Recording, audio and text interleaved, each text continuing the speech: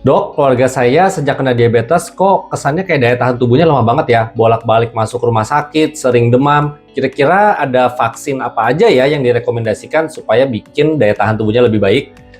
Yuk, 1 menit belajar diabetes bersama saya Dr. Rinaldo, spesialis penyakit dalam. Pasien diabetes memang memiliki kekebalan tubuh yang lebih lemah, apalagi kalau kadar gula darahnya ini masih sangat tinggi dan belum terkontrol. Beberapa infeksi yang sering mengenai pasien diabetes antara lain sering terkena infeksi saluran napas, terutama infeksi paru, influenza, dan juga infeksi kulit, ya makanya suka ada luka di kulit, bisa bisul sampai luka yang masuk ke dalam sehingga bisa dilakukan amputasi. Dan yang tidak kalah penting juga adalah infeksi saluran kencing, makanya pasien diabetes itu jangan sampai kurang minum apalagi sering nahan buang air kecil.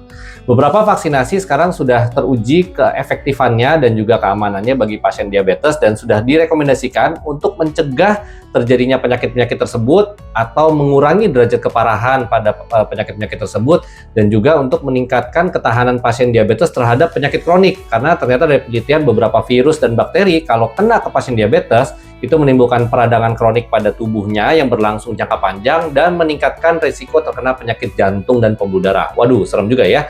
Jadi vaksin apa aja? Yang pertama adalah vaksin influenza, ini cukup 1 kali setahun.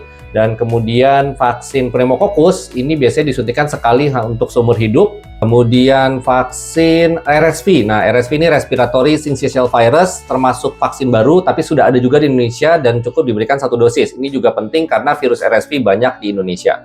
Kemudian vaksinasi hepatitis B itu juga penting bagi yang belum pernah dilakukan vaksinasi.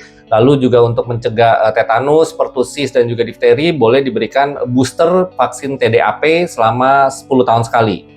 Dan yang terakhir, ini juga sangat bermanfaat untuk lansia ya, terutama yang memiliki diabetes adalah vaksin herpes zoster. Herpes zoster itu cacar ular, kelanjutan cacar air.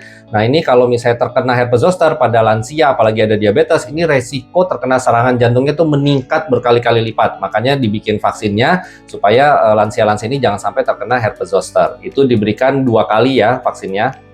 Dan jangan lupa, ini mumpung COVID juga angkanya lagi naik di berbagai negara dan di Indonesia pun juga positivity rate-nya mulai naik. Bila ada pasien diabetes yang belum sempat divaksinasi COVID, segera cari center-center yang masih menyediakan vaksinasi COVID supaya segera terbentuk kekebalannya dan jangan sampai kena COVID. Semoga bisa dipahami. Bila ada pertanyaan, langsung aja komen di bawah.